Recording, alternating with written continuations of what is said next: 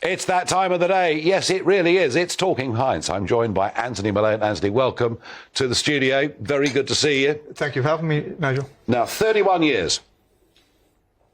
31 years, starting off as a para. Yeah. And going on to be bodyguard and working as a CIA asset and basically going from soldiering to being involved really in the war on terror. Pretty much so, yeah.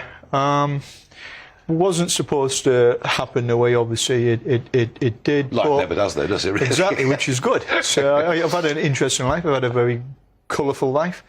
Served in the parachute regiment. Yep. I'm a fifth-generation soldier. So in our family, it's not a case of a job. We take it as a responsibility, and we're all patriots. Yep. So we are proud to serve Queen and country. And how is it you got involved in this sort of, I mean, that graduation from soldiering into basically intelligence work and trying, I mean, from what I can see of much of what you've done over the years, working with teams to try and foil terrorist attempts? Yeah, well, obviously I took it quite personally that 28 of my friends who served in the armed forces were killed.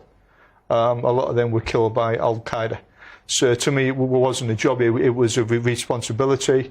And I thought if I could help in some way, that I actually would. And for many, many years, I worked 24 hours a day just on trying to help the best way that I actually could. I became an embedded combat photographer, 101st Airborne, in Iraq, 2002-2003, where I met David Petraeus and I met other individuals who worked for American intelligence. I wasn't going to become anything to do with this, but I done a couple of things because I had unusual access at that time, and I was always out on the ground. So I used to just pass information on, not thinking anything else of that. But some of that information turned out to be very good information. And then that actually helped to stop attacks, and it helped to save a lot of lives as well. What was it like working with the Americans, the 101st Airborne? I thought it was great. I'm British Airborne, served in the parachute regiment myself, and working with my airborne brothers, it was great. It was absolutely, it was brilliant, and it was nice to be able to make a difference as well.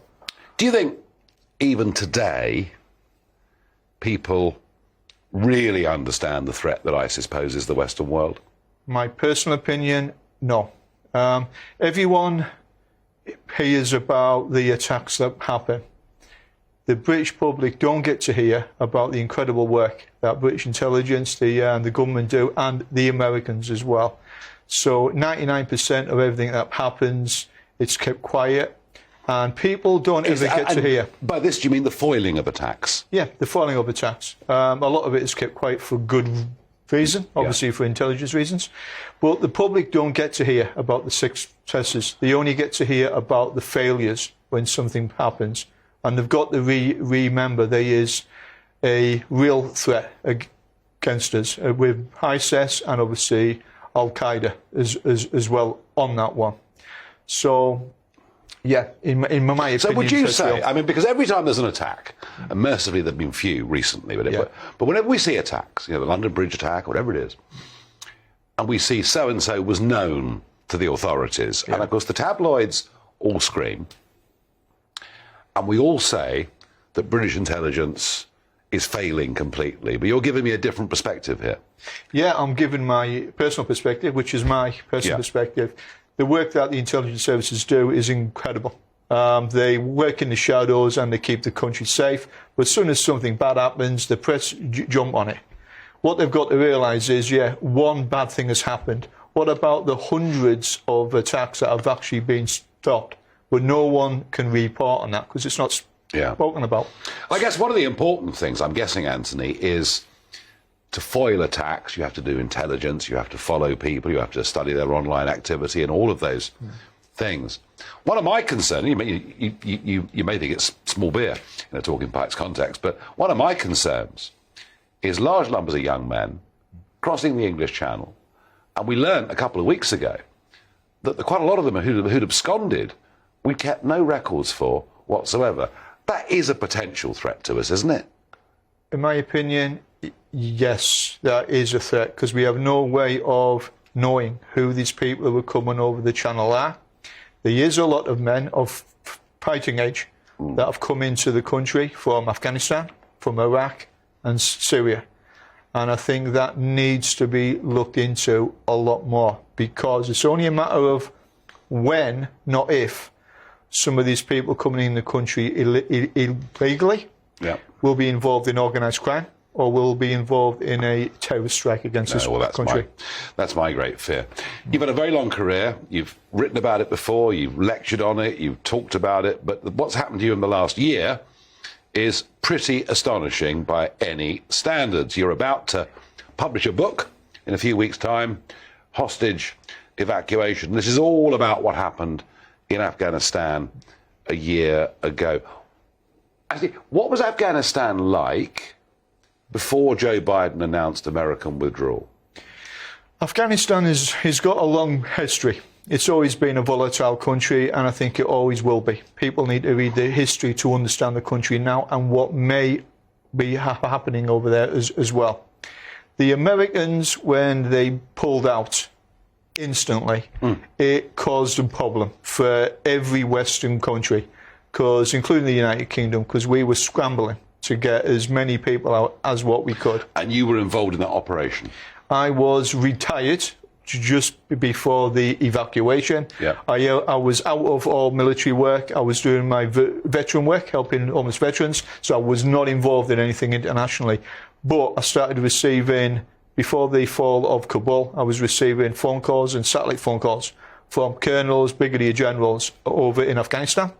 And they were with the Afghan army, Afghan intelligence services, asking me, could I help get them and their children out of the country? Now, I was astonished at this, because these are people who are high-ranking officers here that should not have been left in that situation. Now, I actually know these people well. These people are my friends, and their children, I know their children. So I wasn't going to leave them to be either killed or executed by a element or extremist element over there. So I made the decision, after speaking to my fiancée, that I would go out to Afghanistan and I would help to evacuate as many people as what we could. Happy to say that we managed to get to safety or get out of Afghanistan over 400 families, including vulnerable women and children as well.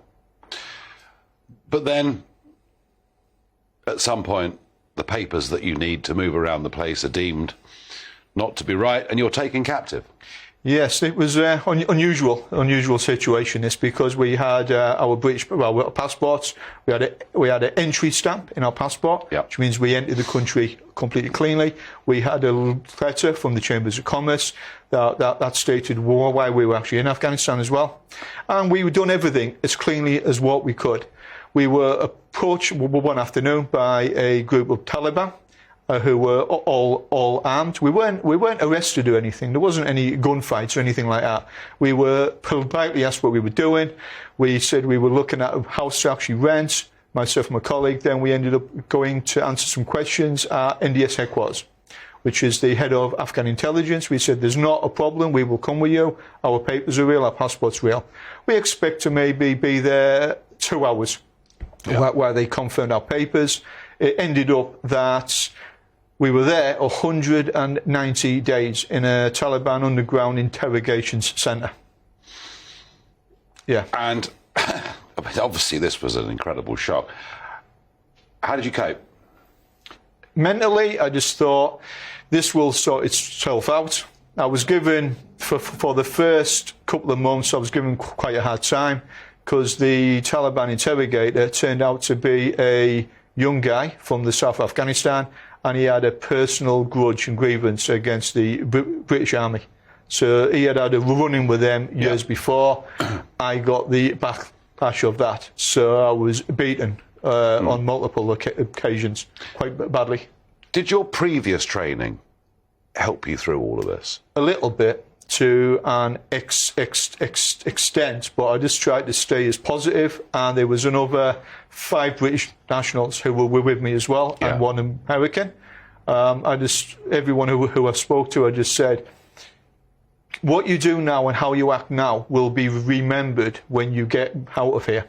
So I said, hold your head up high. You are British. A lot of us in here are veterans. So you've got to keep it together in here right now. So however bad things are, you've got to keep it together. Yeah, because I thought we can't give the Taliban the satisfaction of knowing they've broken any of us. So as far as I was concerned, we just, even on your birthday, you hold your head up high and you act accordingly. And you spent some time in solitary.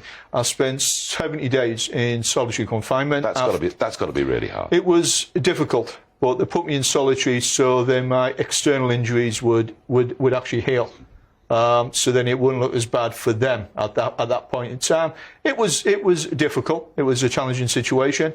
I stayed focused. I was able to talk to the other British nationals through the little hole that we had in the door. Yeah. So I said, yeah, I've been through a hard time. Don't worry about it. We will get out at some point in time. I didn't know that at this time, but I was trying to keep the guys as motivated as what we could.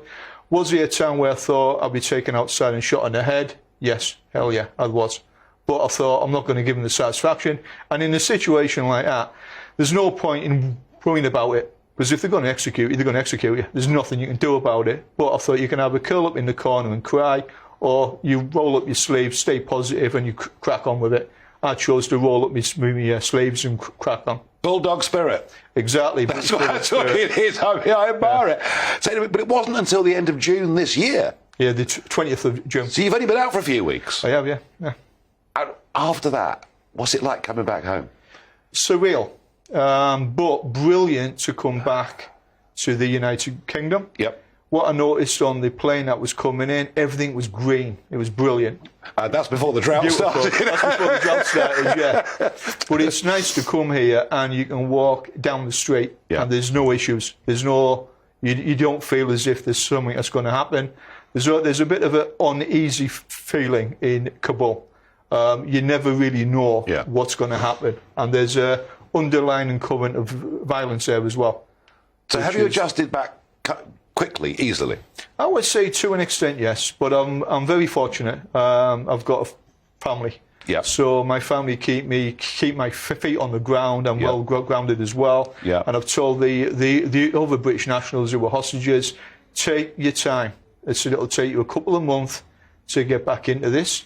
I said, use the experience, turn a negative into a positive. You've got to do that. So I said, don't dwell on all this. Because to be kept locked underground for 23 and a half hours a day for 6 months, it can play with your head. I'm sure it can. Well, it's not going to play with yours, is it? No. I can tell you, Anthony Malone, you're a tough old cookie. You really are.